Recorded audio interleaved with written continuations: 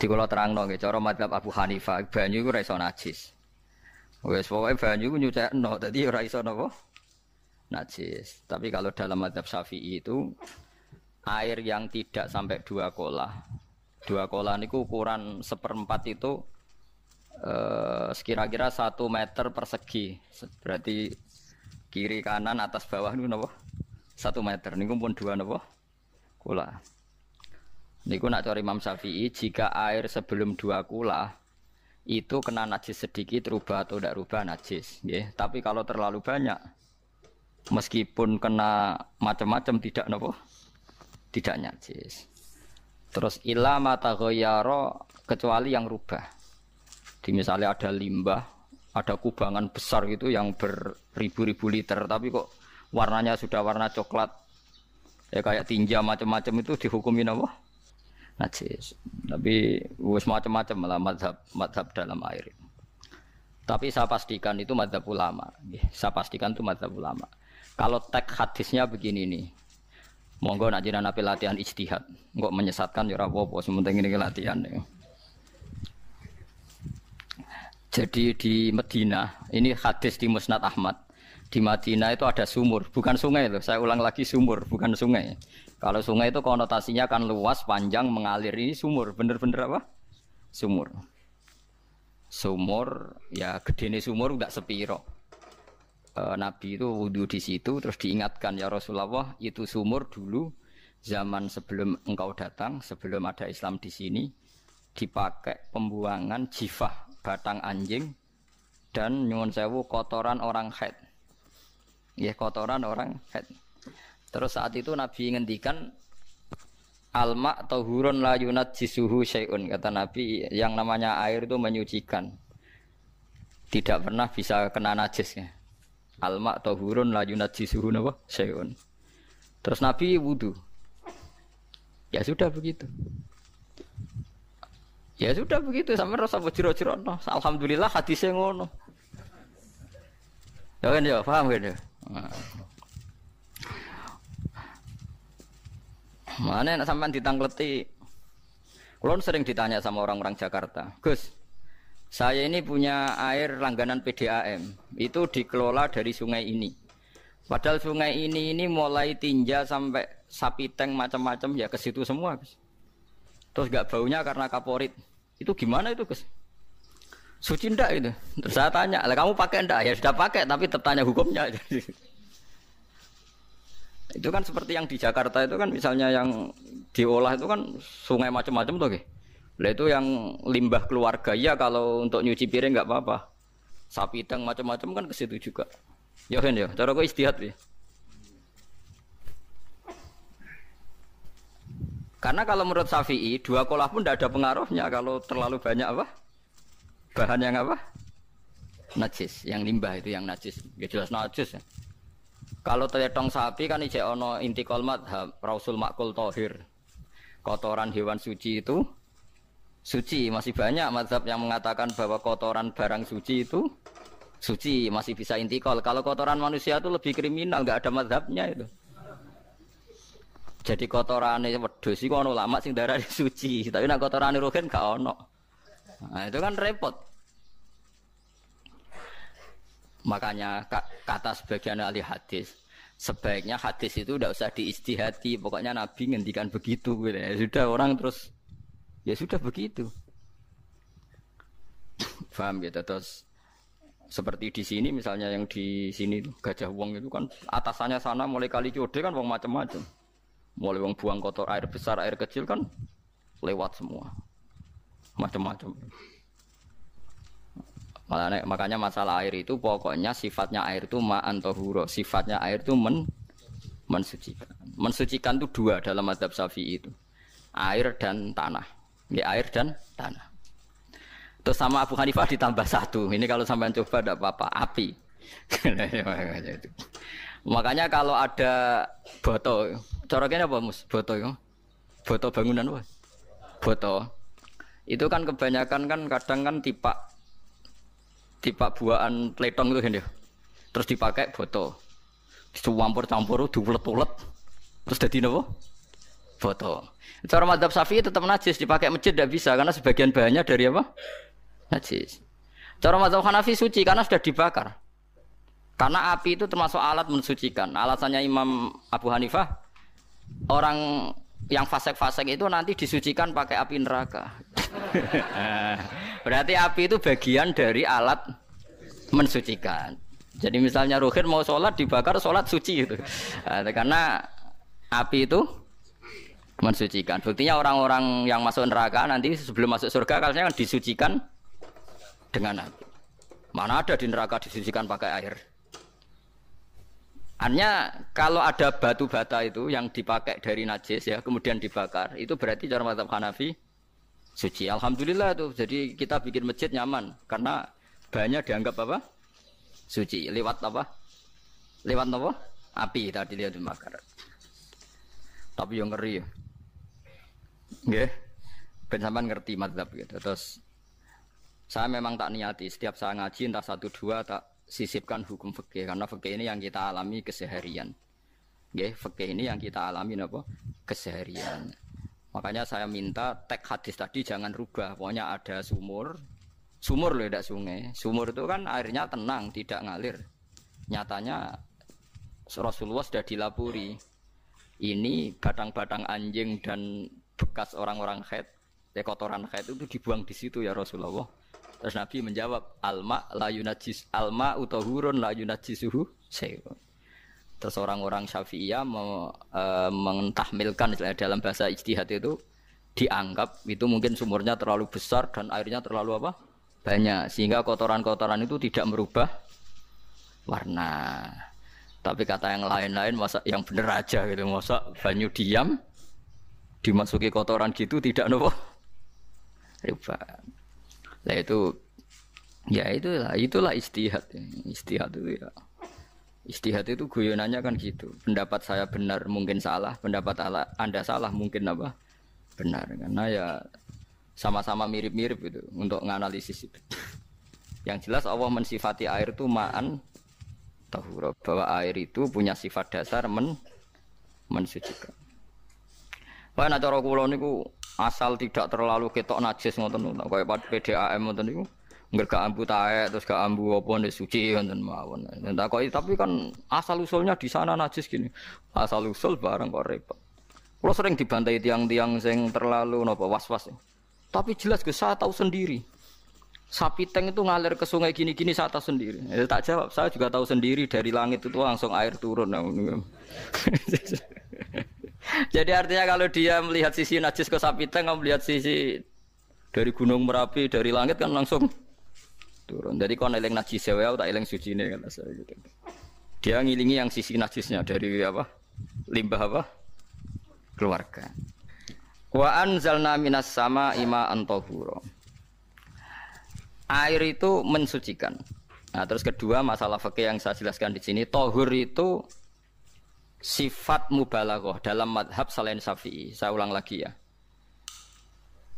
Kula warai lugat ke. Kalau orang biasa terima kasih disebut syakir, disebut apa? Syakir. Kalau terlalu banyak terima kasih disebut apa? Syakur. Kalau kadang memaafkan disebut ghafir, orang yang memaafkan. Kalau sering memaafkan disebut ghafur. Jadi dalam disiplin lughat kalau wazan fa'ul itu berarti menunjukkan terulang-ulang. Paham nggih Pak? Apa? Terulang-ulang. Sehingga mazhab selain Syafi'i mengatakan air satu ciduk kan ya. Dipakai wudu, setelah itu mustakmalnya dipakai lagi boleh. Mustakmalnya dipakai lagi boleh. Alasannya fa'ul itu mubalaghah gitu loh. Jadi sesuatu yang terulang. Paham ya? Saya ulang lagi ya. Tohur itu kan wazannya fa'ulan. Tohuran berarti wazannya fa'ulan. Fa'ulan itu berarti ikut wazan mubalaghah. Kalau ghafir mengampuni, kalau ghafur sering mengampuni. Syakir terima kasih, kalau syakur sering terima kasih. Berarti kalau tohir suci, kalau tohur sering mensucikan. Nah, makanya selain Syafi'i mengatakan air asal suci mensucikan, dipakai berkali-kali tetap suci mensucikan. Artinya tidak ada mustakmal, tidak ada apa? Tapi kalau dalam mazhab kita kan sekali bekas wudu mustakmal, bekas junub mustakmal karena sudah pernah dipakai sesuci. Nah itu mazhab kita. Madzhab Syafi'i. Sama anut di soalnya kalau cerita. Kalau cerita sama nak kedesek nganggo sing gampang mawon. Jadi gampang kan. Ya masuk akal karena memang wazan faulan itu untuk tadi untuk litakrir tadi untuk mengulang kayak ghafir nyepuro ghafurun sering nyepuro. Paham ya? Makanya orang itu kalau zalim itu ya zalim. Kalau zalim banget zalime. Makanya disebut Quran wa kanal insanu zaluman jahula. Zalim itu zalim biasa, zaluman banget zalime. Jahil itu goblok biasa, jahulan banget gobloke. Berarti kalau tohuron banget nyuciin berarti diulang-ulang. Makanya madzhab lain mengatakan air itu tidak ada mustamal. Dan saya kadang ya intikal madzhab begitu. Nah intikal gimana? Coba kalau di hotel itu mustamal. Hotel itu kan kotaannya cilik tuh kan. Tahu nginep hotel mari rohen. Kotaannya cilik. Terus kalau kita misalnya junub atau apa pakai ciduk itu kan tetap nyiprat tuh Mus. Nyiprat kena banyu di kotak yang cilik. Jadi kalau gak intikal madzhab pusing kan kita. Iya kan? Terus kemudian intikal lah suci guys. Takoki pangeran, takok mbok bolak-balik intikal madzhab Gusti. Jare sapa jare Gus Pak ngono takoki ngono. Lah kowe muni kowe kok ora takoki malah pusing. Kayak Mbah Khalil Bangkalan itu. Kalau nalkin mayit itu masyhur Mbah Khalil Bangkalan. Tidak nalkin mayit itu. Yo kan yo, aku sibuk urusanku akeh kok takoki malaikat ngenteni Mbah Khalil. Ditinggal mire. Sing ngono tok. Nalkin meneh. Ya dia soe nak takoki malaikat marbuka manabiuka ngenteni ketuane. Maksudnya ngenteni dekne. Ya sudah ditinggalin. Ya orang ditakoki wong dekne orang kabudut. Pokoke diwarai kabeh. Nah, terakhir beliau rada modern. Ngenteni ketua rombongan pokoknya. Jadi nanti yang jawab itu ketua rombongan. Tapi aja tiru kan ngono takoki malaikat ngentasi Gus Pak. Aku teko tutuki mawon Gusti. Sewen. Yakin muga rohin ngomong ngoten kula ngomong bukan nakir. Kamu tahu kan tugas standar Anda apa? Ya tugas standarnya bukan nakir nutuki iku biasa wae. Biasa nutuki tak kan apa? Nah itu mungkin guyone wali ku jek mungkin. Kadang orang itu engkar ndak bisa. Yaitu tadi piye wae resmi teknya Allah tu yaumana kullu unasim bi imamihim. Nanti manusia dipanggil itu per ketuanya. Bukan per individu kesuwen. Jadi ada teori itu yang mungkin benar. Ya, teori itu yang mungkin benar karena kita nanti di mahsyar juga dipanggil ketuanya dulu. Jadi ya ma'asyarus Syafi'iyah, Imam Syafi'i disuruh maju ya ma'asyarul Malikiyah. Karena ketua ini nanti yang menciptakan mazhab. Karena ada pepatah an-nasu ala dini mulukihim. Manusia itu ngikuti tradisi ketuanya.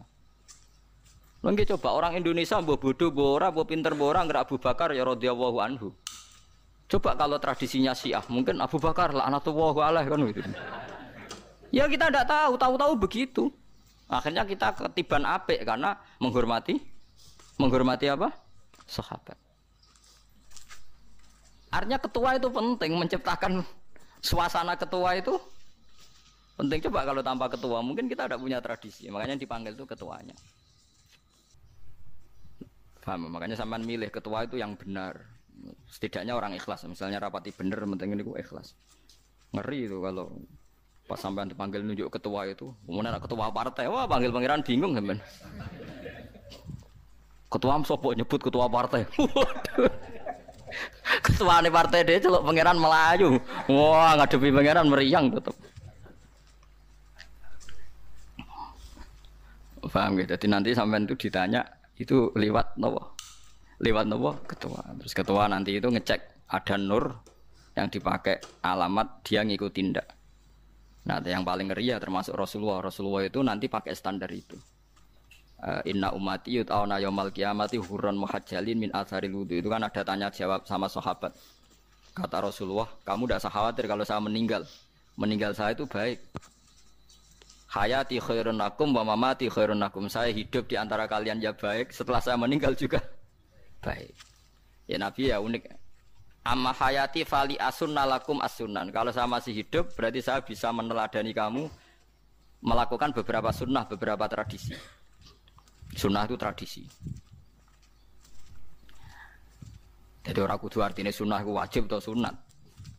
Buktine ning Quran ana sunnatallahi allati sunnatullah fil ladzina khalau min qabl. Jadi sunnahnya, tradisinya Allah menghukumi orang-orang dulu. Itu bisa orang benar, bisa orang tidak apa? Benar. Kata Nabi, kalau saya masih hidup, fali asunna lakum asunan, saya bisa mentradisikan kamu beberapa sunnah, bisa wajib, bisa sunnah. Wa amma wafati ya khairun lakum. Kalau saya sudah meninggal nanti juga bagus. Mergo aku nak SK pundhut jare Nabi, aku jejer pangeran. Dadi nak roh kowe apik, saya muji Allah, nak roh kowe elek, langsung saya minta ampunan kepada Allah. Dan semua umatku nanti diampuni. Tapi terus Nabi mulai menangis. Tapi ada beberapa masalah. Ketika orang-orang itu ternyata umatku, mau saya ajak ke surga, kata Tuhan, kata Allah, innahum qad ahdatsu ba'dak. Mereka ini bikin aturan aneh-aneh setelah kamu Muhammad. Terus fa'aqulu suhqan, ya sudah kalau gitu tak tinggal ke surga, tidak ikut masuk surga. Nah kemudian ulama berdebat ahdatsu itu apa? Ada yang itu bid'ah gitu, macam-macam. Kalau ulama Sunni ahdatsu itu ya bid'ah ibadah mahdhah. Jadi misalnya orang melakukan sholat zuhur kok 6 rakaat itu kan wong nganggur papat kesel kok malah muni 6 itu loh. Utawa zuhur kok mau 3 rakaat itu kan ya itu bid'ah. Karena ibadah mahdhah. Tapi kalau masalah sosial itu fleksibel. Fleksibelnya adalah misalnya dulu Nabi naik unta, orang yang anti bid'ah juga naik Innova. Padahal dulu naik unta. Orang-orang yang poligami itu ya tidak nunggu istri pertama mati. Padahal dulu Nabi poligami setelah Sayyidah Khadijah meninggal. Ya mereka baik-baik saja. Alasannya poligami sunnah Rasul. Padahal nak detailnya sunnah Rasul poligami setelah istri pertama meninggal. Jadi kayak Rohin itu belum boleh. Istrinya kan masih hidup 2 dia. Tapi sudah.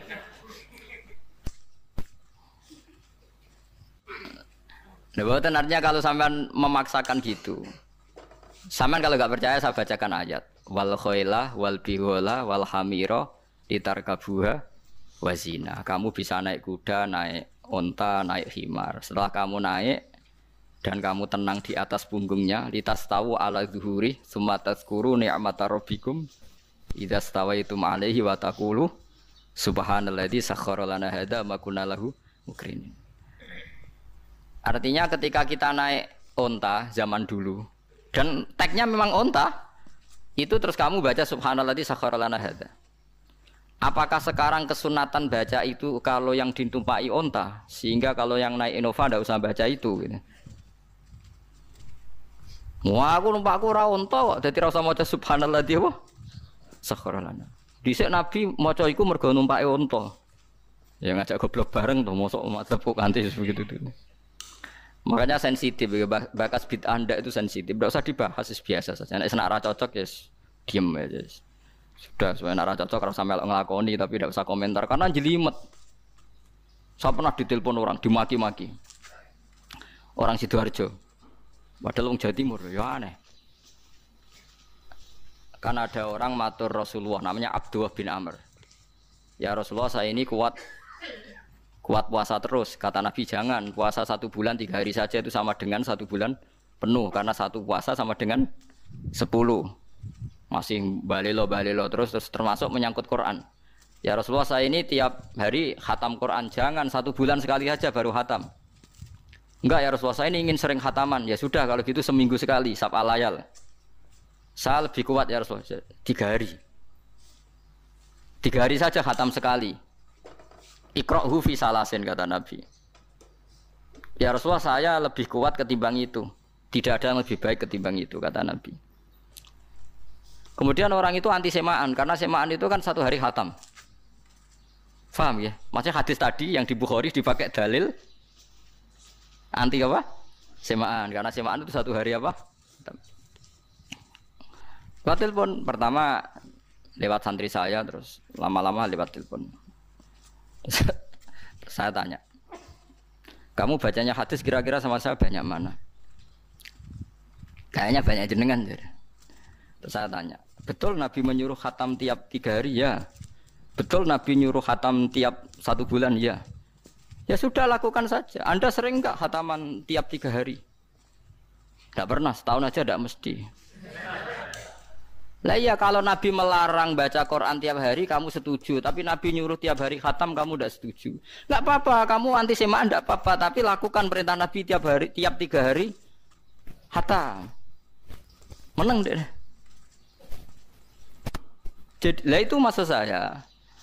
Anda tidak apa-apa milah-milah bid'ah sesuai versi Anda, pemahaman Anda, tapi yang fair. Kalau Anda anti semaan ya harus tiap 3 hari khatam karena dawuh Nabi iqra'u fi kulli salasin. Enggak juga kan mereka juga orang yang enggak jarang baca. Jarang baca apa? Lah itu enggak fairnya di situ. Makanya nggih biasa mawon. Cuman semaan apal Quran wis semaan. Nah apal Quran ya wiridan, malah lucu to apal Quran kok semaan. Ya yes, ngono ae apal ya nyemak kan, kok kesel dimulai. Jadi bang nyemak sampai geremeng. Bariku mangan entek akeh malah lucu. Wong nyemak yo udah kurang ajar. Jajal kok nyemak kifa delok ngarep mbek guri tok, agar kembar ya wis. Aku serah kelakuane wong nyemak.